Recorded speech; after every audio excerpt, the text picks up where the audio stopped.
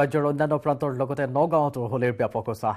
নগাঁৱত অভিনেতা যতীন বৰাই জুৰিলে হোলী গীত, লগতে বাদ্য সংগত কৰিলে বিধায়ক ৰূপক শৰ্মাই। বিধায়ক ৰূপক শৰ্মাৰ ঘৰত আনন্দমুখৰ এক পৰিৱেশ। আমি নগাঁৱৰ পৰা নিৰুৎপল বৰাৰ সেই বিশেষ প্ৰতিবেদন আপোনাক আগবঢ়াব বিচাৰিছোঁ।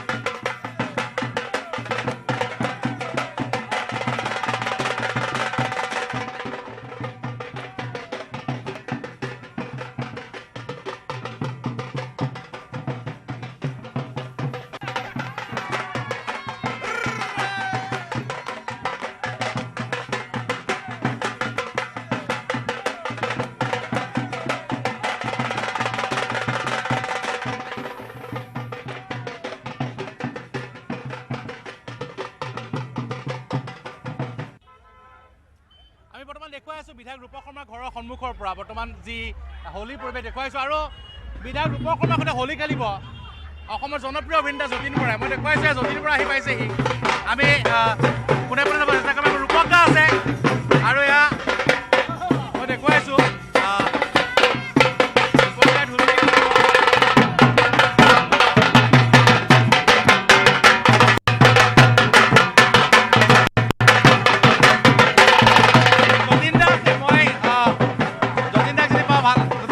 হোলী শুভেচ্ছা জনালোঁ সমূহ অসমবাসী ৰাইজক। মই যতীন বৰাই হোলী শুভেচ্ছা জনাইছোঁ। হোলীৰ ৰঙৰে সকলো জীৱনলৈ ৰং কঢ়িয়াই আনক তাকে কামনা কৰিছোঁ। আৰু এতিয়া নগাঁৱত আমি বিভিন্ন ঠাইত আমি উপভোগ কৰিছোঁ আৰু পৰিৱেশটো সঁচাই মানে মই হোলী খেলক ছেভ হ'ল নিজক বচাবলৈ হোলী উৎসৱ। নিশ্চয় মই দাদা আছে, মই ৰূপক দাই ঢোলকি বজাইছে। আপোনালোকৰ আগৰ কিছু স্মৃতি আছে নহয় জানো, কি ক'ব? মই দেখুৱাইছোঁ এয়া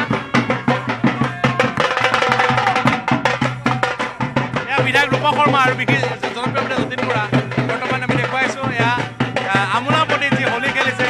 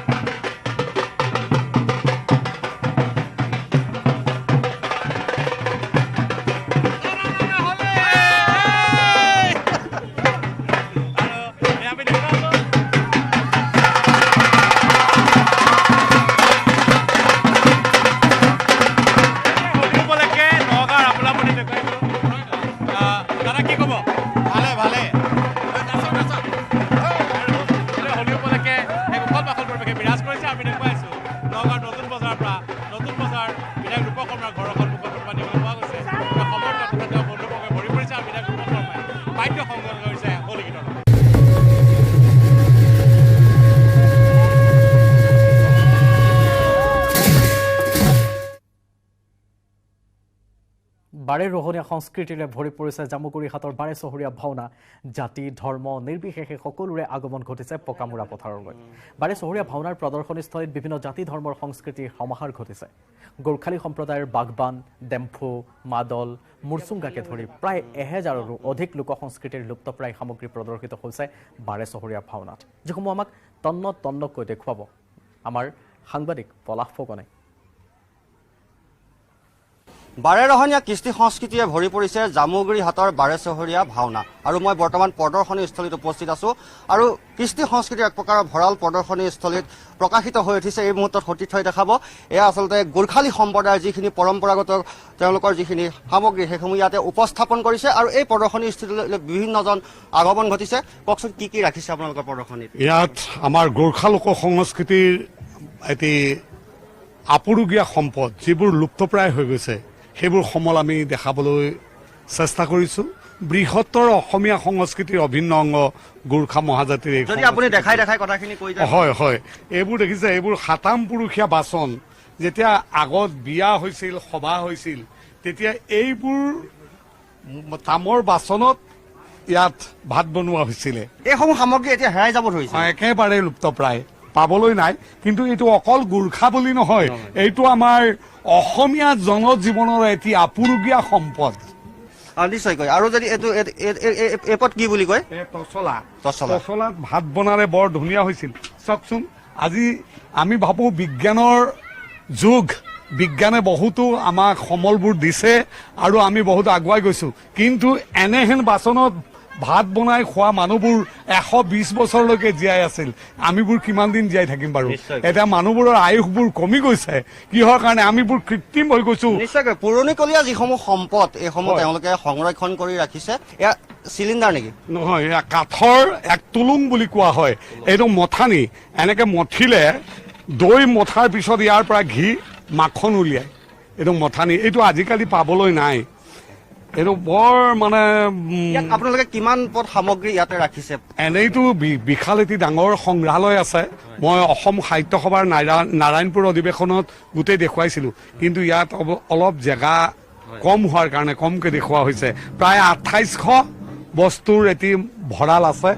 সংস্কৃতি গৰখীয়াসকলে যেতিয়া জংঘলত গৰুবোৰ যায় চাপৰি যেতিয়া কাহনিৰ মাজত গৰুবোৰ সোমায় তাত সোমাবলৈও ভয় থাকে কিয়নো বাঘ চাগ লুকাই থাকে সেইকাৰণে ইহঁতে এই বাদ্যযন্ত্ৰ এই বজোৱাৰ লগে লগে গৰুবোৰে ভাবে যে বাঘ আহিছে একত্ৰিত হৈ যায় একেলগে জুম খাই যায় থোপ বান্ধে সেই পদটি মই এতিয়া বজাম অলপ আপুনি আঁতৰি দিলে ভাল হয়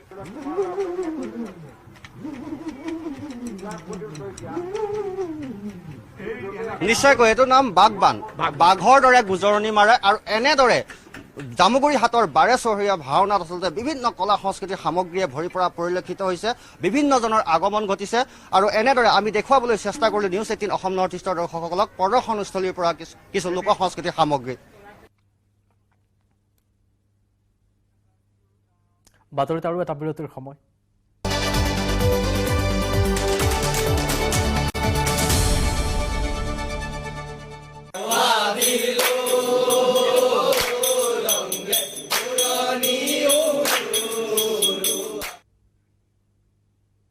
ৰং বিৰঙৰ হোলীৰে নিজৰ মুখমণ্ডল দেহ পৰিপূৰ্ণ বহিৰাষ্ট্ৰৰ শিক্ষাৰ্থীজনে সহপাঠীৰ সৈতে নাহৰৰ দেশত নাচি আনন্দত হৈ পৰিল আত্মহাৰা ইফালে ৰঙৰ উৎসৱৰ হোলীৰ আনন্দ পৰিৱেশ বিশ্ববিদ্যালয়খনত বিশ্ববিদ্যালয়ৰ চৌহদত ফাকু খালি সংগীতৰ তালে তালে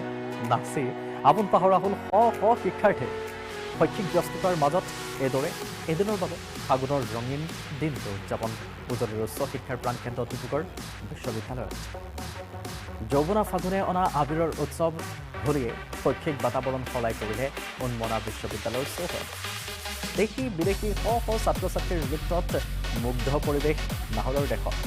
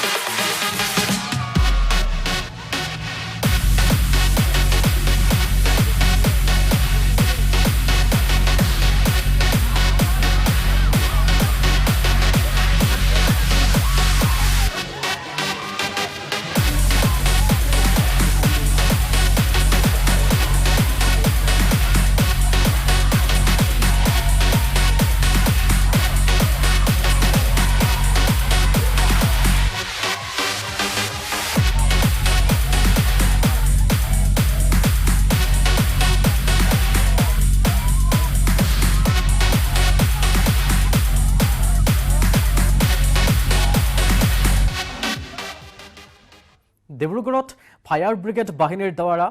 ফায়াৰ ব্ৰিগেডৰ নিজা কাৰ্যালয়তে মৰা হৈছে পানী ফায়াৰ ব্ৰিগেডে বাহিনীৰ জোৱানে খুলি দিছে পানীৰ পাইপ অগ্নি আৰু আপদকালীন সেৱাৰ বিভাগটোৰ চহৰৰ কাৰ্যালয়ত দেখা গ'ল এই দৃশ্য কিন্তু কিয়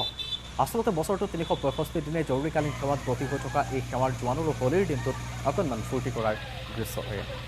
ফায়াৰ ছাৰ্ভিচৰ যিহেতু পানীৰ লগতে সম্পৰ্ক সেয়ে হোলীৰ ৰেইন ডান্সৰ দৰে পৰিৱেশ সৃষ্টি কৰি ফায়াৰ ব্ৰিগেডৰ বৃহৎ পাইপেৰে আকাশৰ দিশলৈ পানী মাৰি এইদৰে ফাকুৱাৰ আনন্দত মতলীয়া হ'ল এইসকল অগ্নি আৰু আপদকালীন বিভাগৰ কৰ্মচাৰী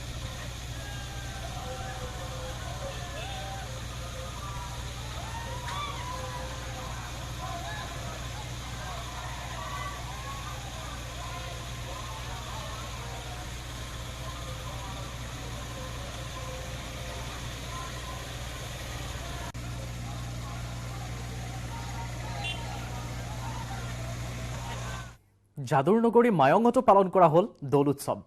মায়ঙৰ ৰজা মায়ংস্থিত ৰজাঘৰীয়া নামঘৰত উদযাপন কৰা হৈছে ফল্গোৎসৱ মায়ঙৰ ৰাজ পৰিয়ালৰ পৃষ্ঠপোষকতাত এইবাৰ 355 সংখ্যক দৌল উৎসৱ পালন কৰা হৈছে আমি দৃশ্য দেখুৱাইছো আপোনাক মায়ঙৰ পৰা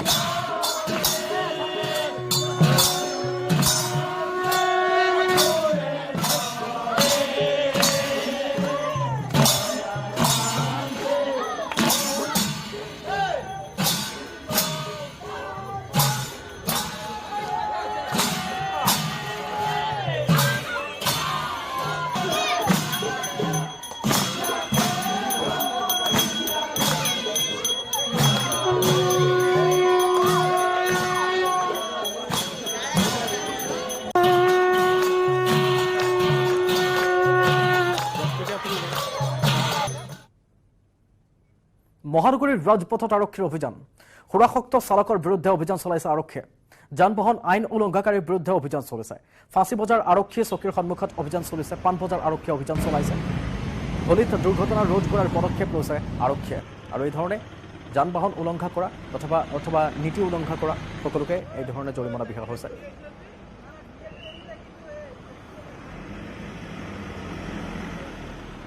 আৰু বিষয়টোক লৈ আমাক সবিস্তাৰে জনাব জ্যেষ্ঠ সাংবাদিক ঋত্বিক কৌশিকে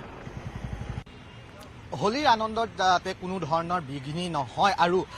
হোলীৰ আনন্দৰ মাজত কোনো ধৰণৰ দুৰ্ঘটনা যাতে নহয় তাৰ কাৰণে মহানগৰ আৰক্ষীৰ যান-বাহন আৰক্ষা আৰু পান বজাৰ আৰক্ষীয়ে ইয়াত অভিযান চলাইছে সুৰাসক্ত চালকৰ বিৰুদ্ধে এনেধৰণে দেখিব পাইছে ফাঁচী বজাৰ আৰক্ষী চকীৰ সন্মুখ ভাগত যান-বাহন আৰক্ষীয়ে প্ৰত্যেকখন গাড়ী মটৰচাইকেলত তেওঁলোকে অভিযান চলাইছে যদি সুৰাসক্ত লোক যিসকল আছে যি ৰাজপথত ওলাই আহিছে সুৰাপান কৰি মটৰচাইকেল লৈয়ে হওক বা গাড়ী লৈয়ে হওক সেইসকলৰ বিৰুদ্ধে অভিযান চলি আছে বৰ্তমান পান বজাৰ আৰক্ষী থানাৰ অন্তৰ্গত ফাঁচী বজাৰ আৰক্ষী চকীৰ সন্মুখত আৰু বৰ্তমানলৈকে কেইবাজনো সুৰাসক্ত চালকক আটক কৰিছে তেওঁলোকক জৰিমনা বিহা হৈছে মটৰচাইকেল নিপিন্ধাকৈ অহা বহু লোককো তেওঁলোকক জৰিমনা বিহিছে আৰক্ষীৰ ফালৰ পৰা এনেধৰণে এতিয়া ৰাজপথ সুৰক্ষিত কৰাৰ কাৰণে আৰু মহানগৰ আৰক্ষীৰ পৰা পুনৰবাৰ এনেধৰণে এতিয়া অভিযান চলিছে অকল এই স্থানতেই নহয় মহানগৰৰ বিভিন্ন স্থানত যান-বাহন আৰক্ষীয়ে অভিযান চলাইছে বিশেষকৈ সুৰাসক্ত চালকৰ বিৰুদ্ধে এই অভিযান অব্যাহত ৰাখিছে যান-বাহন আৰক্ষীয়ে আৰু ইয়াত আমি এই ক্ষেত্ৰত আৰক্ষীয়ে বহুকেইখন গাড়ীৰ বিৰুদ্ধে অভিযান চলোৱাৰ সমান্তৰালভাৱে বহু লোকক জৰিমনাও ইয়াত বিহিছে যিসকলে এই গোটেই যি যান-বাহন আইন মনা নাই তেওঁলোকে ইয়াত হেলমেট পৰিধান কৰা নাই সুৰাসক্ত অৱস্থাত তেওঁলোকে গাড়ী চলাইছে আমাৰ লগত ভাৰপ্ৰাপ্ত বিষয় আছে পান বজাৰ আৰক্ষী থানা আপোনাৰ পৰা জানিব কেনেধৰণে গোটেই অভিযানটো আপোনালোকে চলাইছে যান-বাহন আৰক্ষীও সহযোগ কৰিছে আপোনালোকে আমাৰ উদ্দেশ্য হ'ল মানে হেপী এণ্ড ছেফ হোলী তো ড্ৰাংক এণ্ড ড্ৰাইভিঙৰ এগেইনষ্টতে আমি কৰি আছোঁ বাকী একো নাই এতিয়ালৈকে আপোনালোকে কিমান হৈছে 3টামান আমি ডিটেক্ট কৰা হৈছে এইটো আইনমতে যে ছবি আছে সেইটো সেইমতে মানে কাম কৰা হ'ব আৰু ইতিমধ্যে তিনিটা ইয়াত ডিটেক্ট কৰিছে বুলি তেওঁলোকে জনাইছে আৰক্ষীৰ ফালৰ পৰা আৰু এই যি অভিযান এই অভিযান অব্যাহত থাকিব যাতে কোনো ধৰণৰ দুৰ্ঘটনা সংঘটিত নহয় আৰু সেফ হোলি কোনো ধৰণৰ পথ দুৰ্ঘটনা যাতে সংঘটিত নহয় সুৰাপান কৰি কাৰো প্ৰাণ ইয়াত নাযায় কোনো অপ্ৰীতিকৰ পৰিস্থিতিৰ সৃষ্টি নহয় তাৰ কাৰণে এতিয়া অভিযান আৰক্ষীয়ে চলাইছে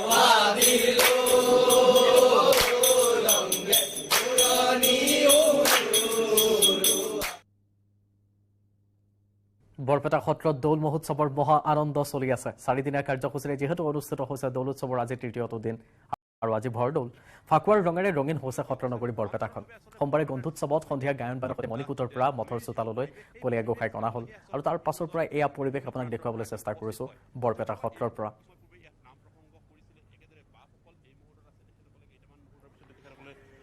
নাম কীৰ্তন আৰম্ভ কৰিব গতিকে সকলোৰে প্ৰতিটো মুখ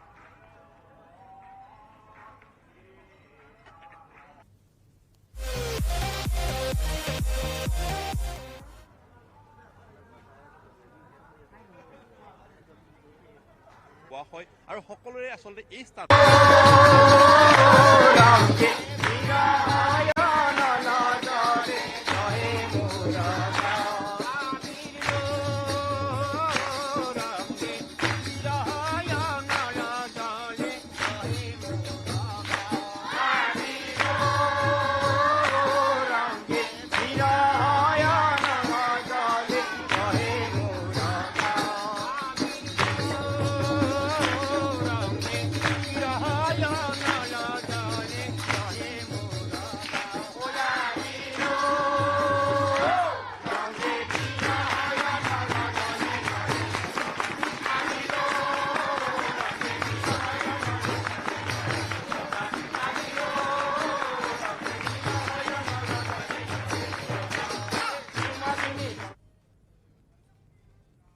আৰু এই ৰেখতে সামৰিছো আফটাৰনুন এক্সপ্ৰেছ বিদায় লৈছো মই কৃপাঞ্চলে নমস্কাৰ